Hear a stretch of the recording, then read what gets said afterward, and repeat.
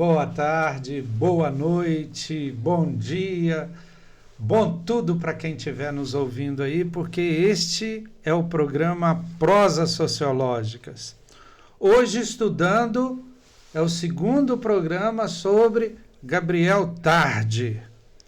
E nós falávamos no primeiro programa, Zé, o Pedro aqui, o nosso técnico, lembrou, o Gabriel Tarde foi cancelado, né? Nos livros que a gente mostrou, não tinha o nome dele, então ele foi cancelado, é a palavra que o Zé tentou lembrar no programa anterior e não conseguiu.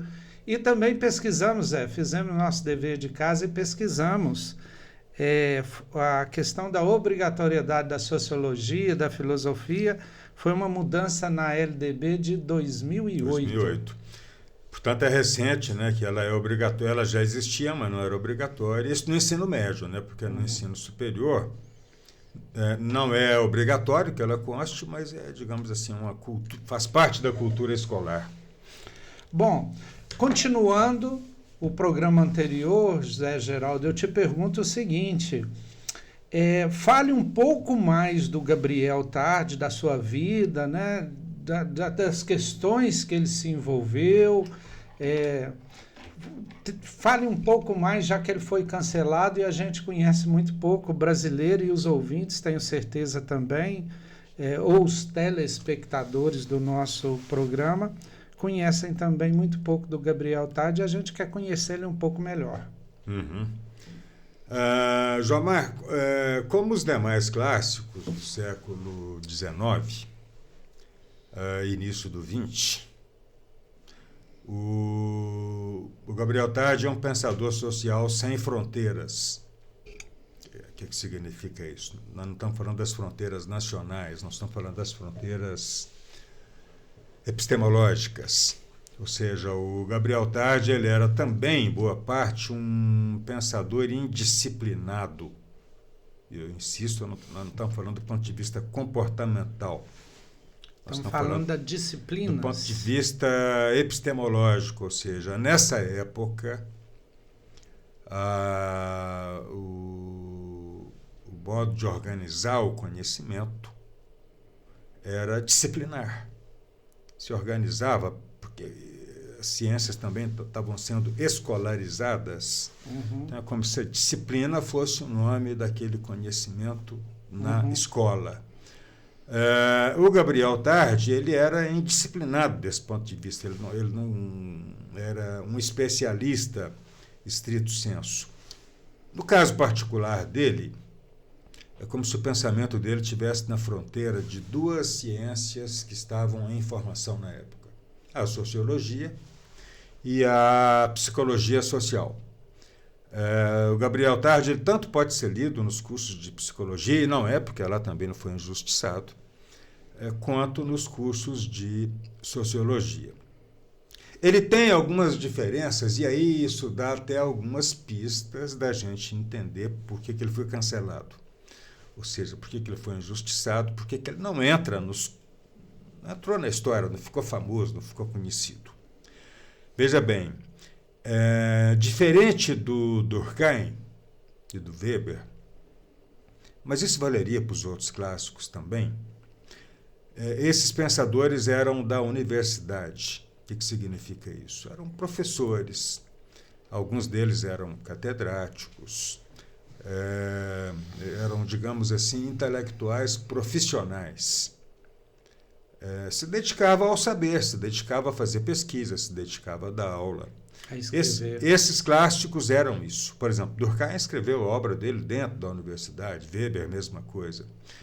Gabriel Tarde não era. Ele se tornou muito tardiamente um intelectual profissional, digamos assim, ou intelectual acadêmico.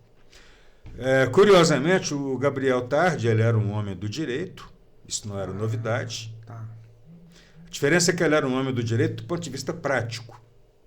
O exercício da profissão dele era muito no judiciário. O Gabriel Tarde era um sujeito do judiciário. Ele era um magistrado. Um juiz. Pois é, aí que está, João Mar. Magistrado hoje é um juiz, mas no século XIX mesmo na Europa, o Estado estava sendo organizado. E o município, você sabe, digamos assim, a abrangência. Pois é, e ao mesmo tempo a mais frágil. Uhum. Tanto é que você não tem poder judiciário municipal. Você tem poder judiciário estadual, poder judiciário federal. Está vendo? Se você pega o poder federal, estadual e municipal, o mais frágil no Brasil. Mas isso não é só do Brasil. E pior que é onde a gente vive, né, Zé? Exatamente. Acaba sendo o município. Isso é resultado da centralização do poder. O Gabriel Tarde, ele era um magistrado, e na França, o magistrado ele era uma espécie de uma mistura de delegado, juiz e prefeito. Mesmo? Essas três coisas juntas. Ou seja, era a figura central na gestão do município. Está vendo? Século XIX. Só para lembrar, Montesquieu do XVIII. Montesquieu é o primeiro teórico, digamos que assim. Vai falar da divisão do portanto, da organização do Estado. Uhum. Só que uma coisa é você criar a teoria, outra coisa é você efetivar aquilo. Interessante, Zé. Desculpa cortar bem no seu pensamento, mas Montesquieu talvez teria que ser estudado aqui por nós, não? Ele pode. Principalmente o livro dele, O Espírito das Leis. Ele pode entrar, né? Isso é interessante, ele na conta como uma espécie de precursor da sociologia. Precursor da sociologia. Não foi um sociólogo, mas é evidente que ele é mais da política, né? Não da política mas enquanto a ciência. Ideia dele de divisão de poder é muito interessante para ser estudado, inclusive na situação atual do Brasil, Sim. que os poderes se confundem e daria uma discussão Seria, muito boa. É educativo trazer à tona Montesquieu. Mas aí esse curso tinha que ser dado lá no Congresso Nacional, João Mário, é lá que essa coisa... Inclusive não daria em 15 minutos, né, Zé? Não daria, lá parece que é a maior demanda.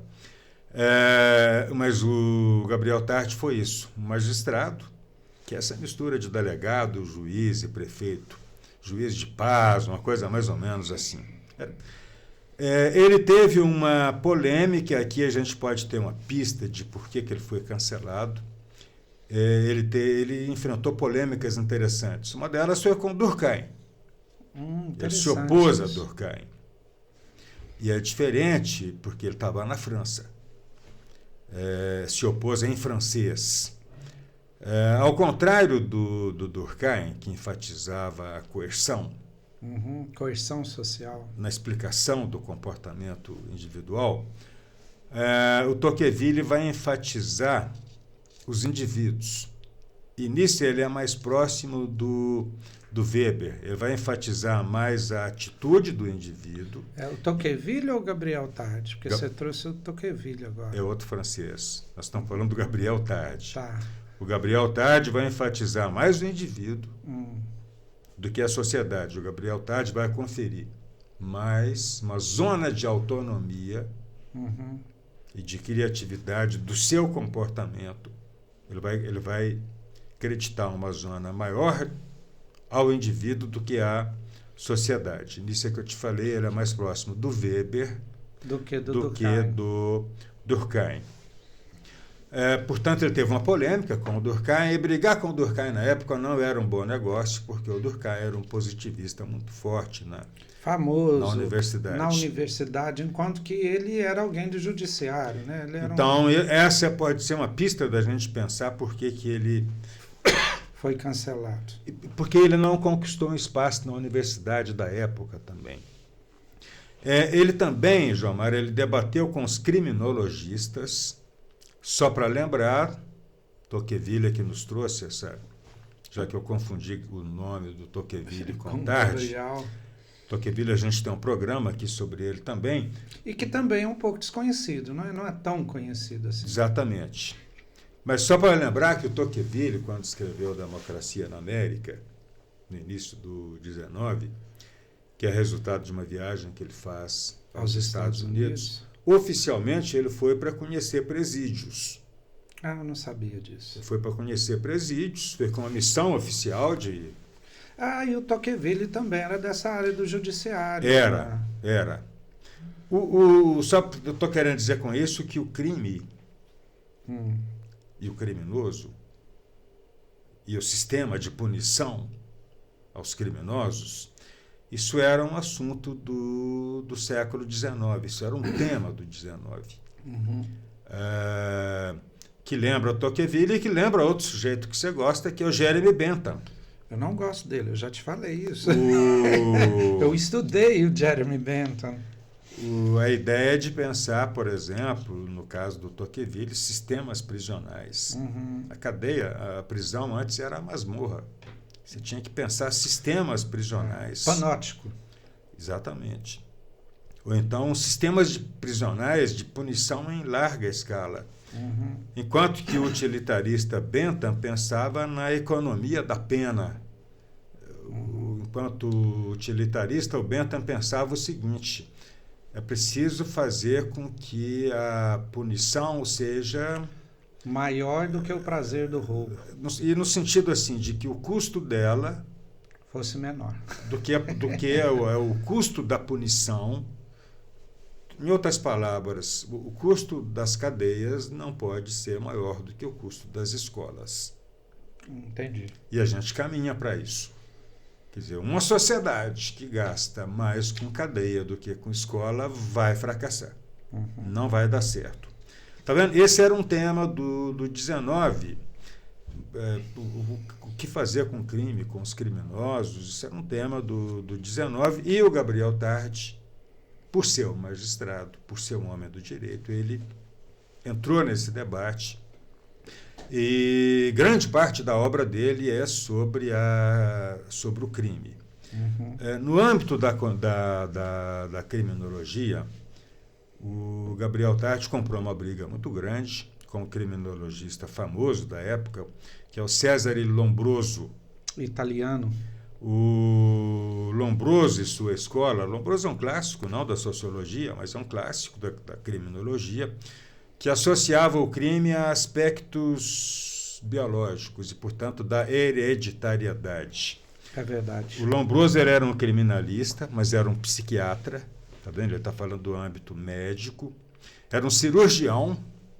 Pensa no cirurgião. Nós vamos fazer uma cirurgia para resolver o problema. E era um higienista.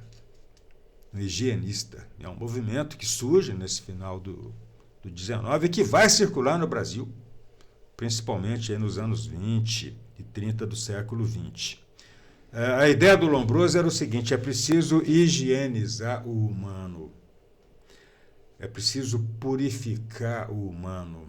Ou seja, é preciso eliminar do humano as impurezas. É preciso eliminar do humano as sujeiras, eliminar tudo aquilo que não é humano. Essa é uma ideia do Lombroso. O Gabriel Tarde não concordava com o Lombroso.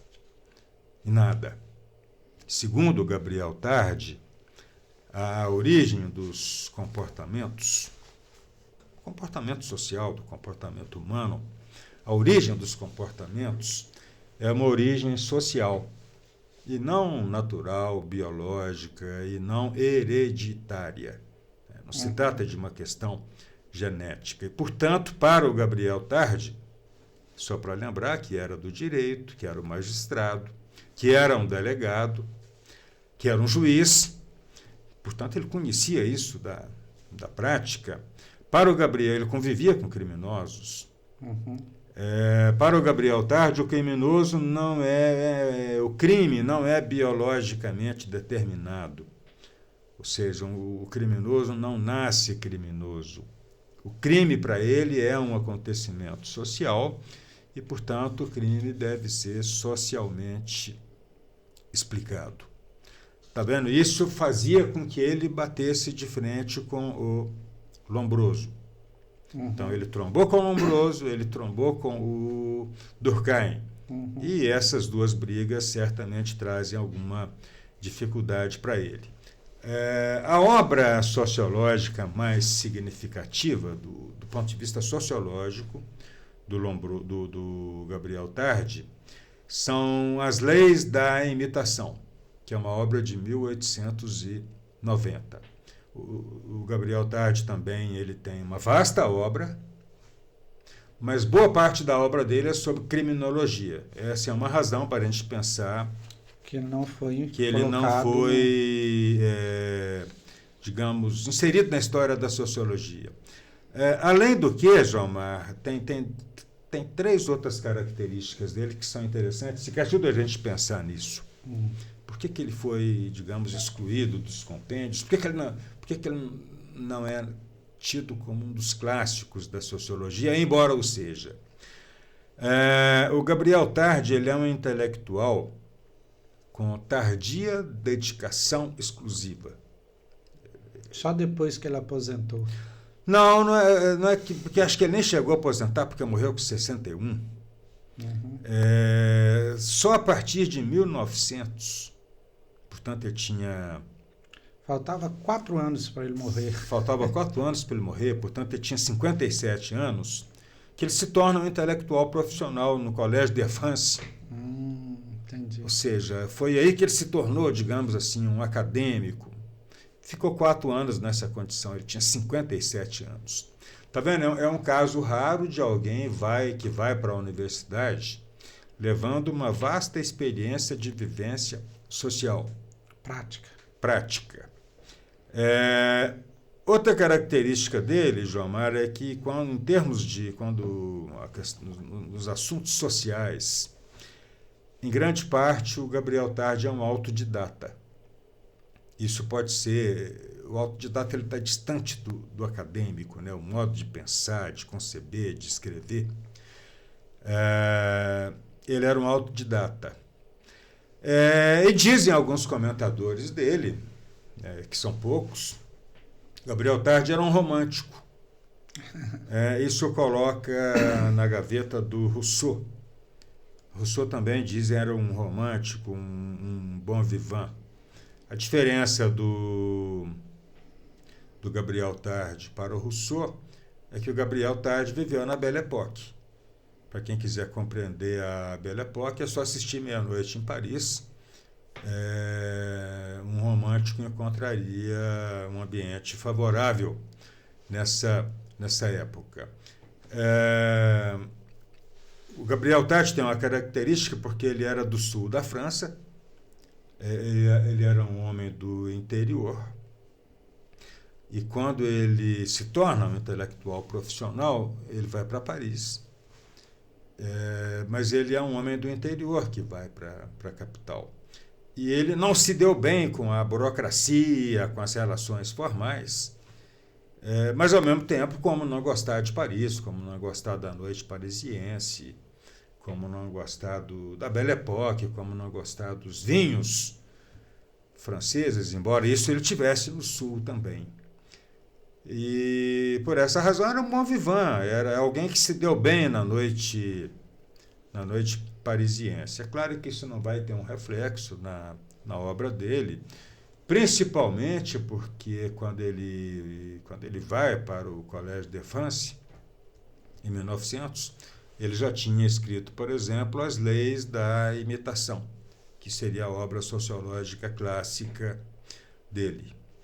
Portanto, esse é o nosso clássico injustiçado, esse é o nosso autor desconhecido injustamente, é o nosso autor que a gente poderia dizer que cancelado. Tem razões para isso, o fato de ser autodidata, o fato de ser um intelectual profissional muito tardiamente, o fato de ter comprado brigas com Durkheim, comprado briga no sentido de ter divergido com Durkheim, com Lambroso, que eram pensadores famosos e dominantes na época, e isso certamente contribui para que ele seja injustamente desconhecido. Muito bom, Zé Geraldo. E agora nós precisamos entrar exatamente nas leis da imitação e exatamente no que ele trouxe de contribuição à sociologia. Mas no próximo programa que nos aguarde, porque esse programa foi tão interessante que eu até esqueci de falar do nosso patrocinador, que é o Grupo Educação, Ética e Cidadania. Pedi, claro, para vocês curtirem esse programa é inédito mesmo, eu nunca tinha ouvido falar desse pensador, e dificilmente os ouvintes, os assinantes do canal vão achar informação, e fácil a respeito do que nós estamos tratando hoje. Curtam o canal, compartilhem, tá? Nos ajudem a divulgar. E quem quiser conhecer, pode conhecer lá o ead.gec.org.br, que são nossos cursos online. Você pode fazer o curso, você tem certificado, né? São cursos de 8 a 80 horas de diversas áreas de conhecimento.